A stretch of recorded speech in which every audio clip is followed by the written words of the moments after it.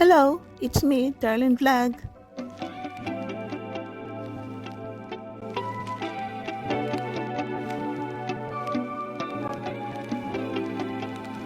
Good morning mga kalingap, good afternoon, good everyone kajungkar. It's me, Darlene Vlog. So mag-reaction tayo sa part 3 ni Kyla, the Buhangin Girl. So bago yan, i-shoutout muna natin si Kuya Bas Santos Matuban, si Ate na Vlog, si Kalingap Rab, ang presidente ng Karipa, Virador, si Kuya Noli, si Uneda TV, si Kalingap Chumar, si Carla Tapula.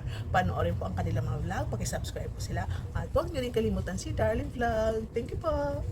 Dito, pinunta na nila si Kyla. So, akala nila nagtatrabaho si Kyla pero wala palang trabaho dahil malakas ang ulan, malakas ang alon ng tubig sa ilog. So, walang trabaho ang mga nagbubuhangin doon. At naabutan nila si Kyla sa kanilang bahay at niyaya ni Kalingap Rab dahil mayroong nag-sponsor daw na ipasyal si Kyla at i-shopping. At ito, bago sila umalis, naghanda ng snack si Kyla, sapin-sapin. Ito na si Kyla ay natuto pala, marunong din magluto si Kyla. Natuto siya sa kanyang lola kung paano magluto sa sapin-sapin. Ito si Kyla, katulad din ng mga ibang Kalingap Angel, na pag bumisita ka sa bahay nila, may snack, marunong sila maghanda. Parang yun, siguro sa Pilipino nakasanay natin, ugali natin yun na pag may bisita, binibigyan natin ng merienda. At kung napansin niyo, ate si Kyla, maganda siya, Black beauty si Kyla. At yun ang sabi ni Kalingap Rab na si Kyla ay baka sa batch 3 ng Kalingap Angel. So abangan po natin, punta na sila sa kanilang pamamasyal. Itong mama nila pala ay 2 taon nang hindi nakakauwi dahil namamasukan siya. So hindi stay out kaya. So tuwing Pasko ng mga batang ito na magkakapatid ay wala ang kanilang nanay. So yun, first time sakay daw ni Kyla ng kotse ay doon sa sasakyan ni Kalingap Alvin. Pangalawa na ito kay Kalingap Rab. So tingnan po natin ang sunod na mga video sa kanilang shopping, pamamasyal sa SM. Lagi ka bang nakasakay sa kotse? Hindi po, nung ko lang po, first time ko lang po magsakay nung, Kailan? po. Sinabay pa ako ni Kuya Alvin po. First time mo makasakay ng kotse? Opo. Hindi. Ito si Kyla pala, matipid. Marami siyang diskarte sa buhay. Gusto niya magtipid para makauwi ang mama niya, para magtinda-tinda na lang. Kaya siya namamasukan dahil marami silang utang. So itong tatay pala nila, bago nakulong ay marami ding utang. So ang nagbabayad ng kanyang utang ngayon ay ang kanilang nanay. So alam po natin ang kwento sa buhay ni Kyla. So yung mga baguhan, hindi pa nakapanood, punta niyo ang vlog ni Kalingap Rab sa first vlog kay Kyla. Diyan yung malalaman ang kwento sa buhay ni Kyla. Bakit siya naging buhangin girl, kung bakit nakulong ang kanyang tatay, So, panoorin niyo po sa vlog ni Kalingap Rab sa part 1. Nakakadurog ng puso yung part 1. Mapanood niyo po. So, ito, tuloy lang sa panonood ng ating reaction sa pamamasyal nila sa Ano gusto mong bilhin? Kasi yung SM tayo, ha? Parang wala po kayo. Wala kang naisip? Grabe naman. Grabe naman ang pagtitipid mo. Ano sabi ni mama mo?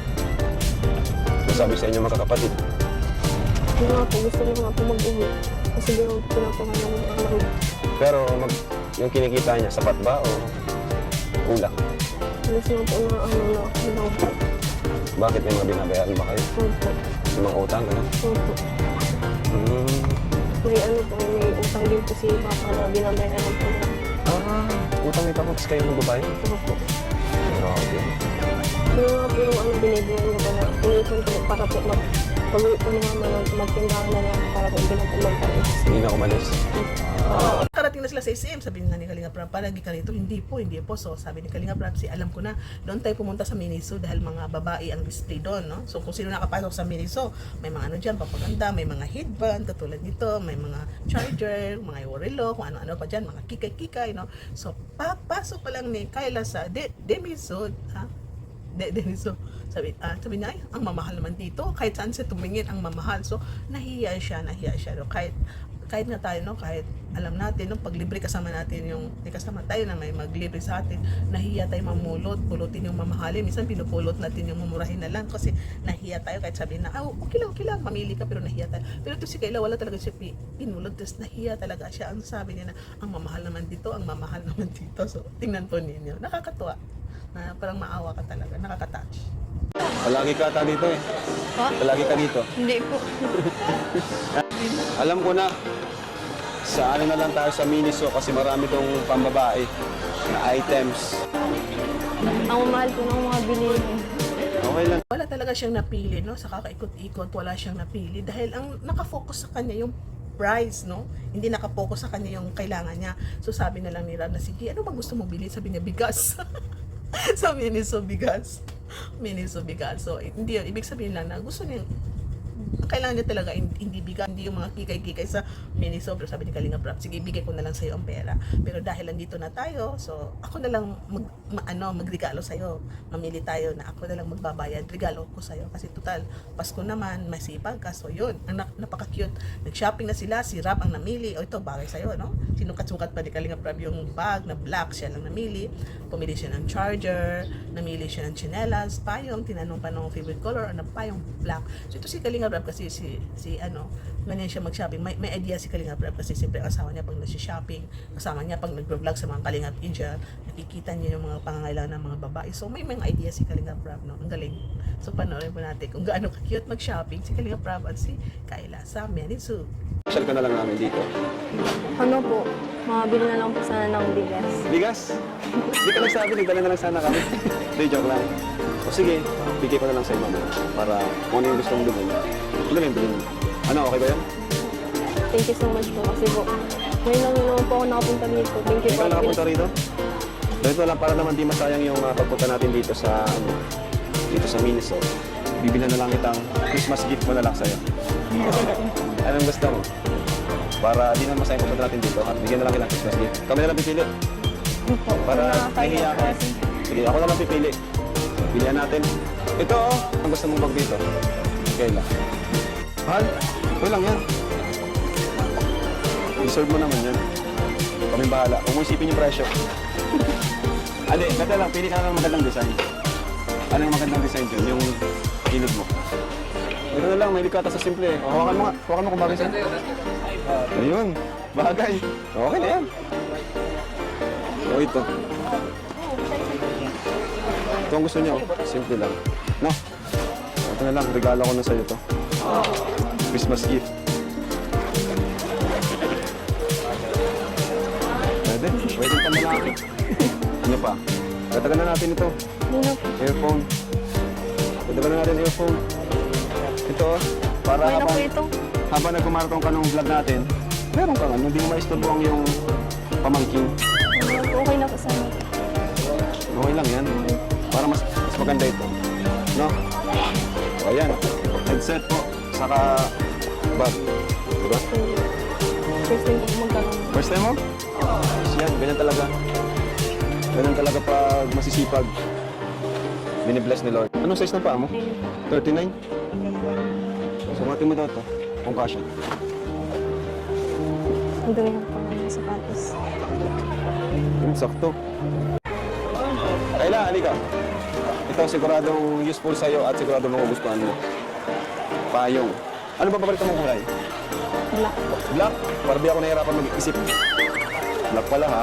Ito si Kayla talaga, no, na nasanay siya sa pagtitipid, no, hindi siya na kahit libre si Kalinga Prab ang namili, ang napansin ko sa kanya, si Rab ang namulot ng gusto, na ito gusto mo, ayaw pa rin niya, no. So ito si Kayla ay ang binibili niya yung talagang need niya, no. So napilitan siya sa bag na tanggapin kasi maganda rin, si Rab rin ang pumili, so bagay sa kanya. So lahat na lang na makikita niya is ano, sabi niya first time, mahal. So dito panoorin natin, no, na siyempre normal sa pag-igala ang mga Kalinga Pinchel shopping, may kainan pag may pasyalan. Pagpasok nila sa mamahaling restaurant, hindi pa nakapasok, nasa labas pa lang, sabi niya, uy, mahal naman dito. Mahal daw. So, pagpasok nila, walang bakante. So, siyempre, lalabas. So, naglakad-lakad. Ano nakita nila? Doon na lang sa milk teahan sa labas, sa stall, no? Milk teahan, pero panorin pa natin, sabi niya, first time ko dito, baka mahal dito. Mahal lagi, nasasabi ng batang ito.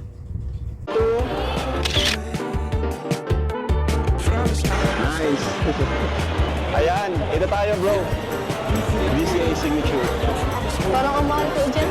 Kaya, mayaman tayo. Tara. Yun lang. Baba lang ba ito? Walang space. So, Gongcha. Sa Gongcha kami. Kasi puno, ang daming tao. Ayan oh. Ang daming tao guys. Gusto mo magsine? Sine. Anong gusto mo Kayla? Kahit ano po. Nakatry ka na ba dito? Hindi ba? Hindi ba? Oh, sige, hindi. Wala, hindi ko po kasi nakakaano dito. Hindi ka pa nakakatry dito? Mahilig ka pa sa tea, coffee? Nagkakape ka? Oh, sige, coffee mo lang. Ano Kayla, kumusta? Sobrang saya po. Sobrang saya po. Meron, masaya ka? Dami tao niyo. Ang dami din palang tao dito. Oo, nagkataon kasi na ano, nagkataon din yun na holiday. So January, ubos na naman dyan. Halos po mga kasama nilang buong pamilya po. Oo, pamilya.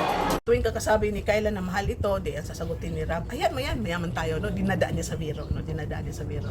So ito, dahil ikaw na bahala Kalingap Rab, hindi naman siya namili. Si Kalingap Rab namili ng Melty, so nakapagpili si Kalingap Rab ng Melty. Yun, nung pumupo na sila, nag-snack sila, nagkwentuhan, pero lingon na lingon ng batang ito, sabi niya, ang ganda naman dito, no? First time ko dito, mamahalin dito. Mamahalin dito, nakakatuwa ang bata na yan. So dito, inabutan ni Kalingap Rab ang 10,000 na binigay ng sponsor, so bahala na siya kung ano daw ang bibili niya, at least natanggap niya ang 10,000. So yan, may savings na ang batang ito, no? Dahil na-shoppingan siya, so nabilihan siya ng ano, kahit hindi niya kailangan talaga, so siyempre, ano, souvenir niya sa pamamasyal ni Kalingap Rab, no? Na kahit, hindi niya nagastos yung 10,000, nag-gift pa rin si Kalingap Rab sa kanya na kaya dahil Pasko masipag, so worthy talaga na bigyan ng regalo ang mga masisipag. Kachumka, dyan po natatapos ang ating reactions about Kyla sa mga baguhan, or mga hindi bago na hindi nakapanood ng full video. Panoorin po ninyo ang full video sa vlog ni Kalingap Rab, no? Dami yan. 3 pala, 3. So kung napanood niyo ang 1, no, dito kay sa 3, no? Cute ang pag-shopping nila ng bata ito ay lagi nasasabi na mahal naman dito. So mga ka-Jumcar, thank you sa panonood. Paki-like po ang ating video. Comment guys ng mga magagandang bike. Comment. Mas maganda, maraming comment. So kahit hello, kumusta, maganda, kahit basta positibo, comment ha. So tuloy-tuloy lang po ang support natin sa Kalingap. Kay Kalingap Rab, ang pagmamaraton yun ng mga vlog. Isali ang mga video ni Kalingap Kuya Bal Santos Matubang, si Kalingap Chumar, no? Tuloy-tuloy lang po. At dahil ang support natin sa panonood ng mga video ng mga beneficiary ni Kalingap Rab ay malaking tulong po sa kanyang pabahay, no? Malaking tulong po sa pabahay ni Kalingap Rab ang panunood po natin. So thank you so much. Shout out sa lahat na Kalingap partners, sa mga reactors, mga charity vloggers, sa lahat na love team ng Kalingap Jumcar community, Jumcar fans for life, solid Jumcar supporters, maratones. I love you all. See you in my next live. Wala tayong mic, kaya mahina ating boses, no? Thank you so much, and bye-bye for now. And keep smiling. God bless you all. Happy New Year, and see you in my next video. Bye for now.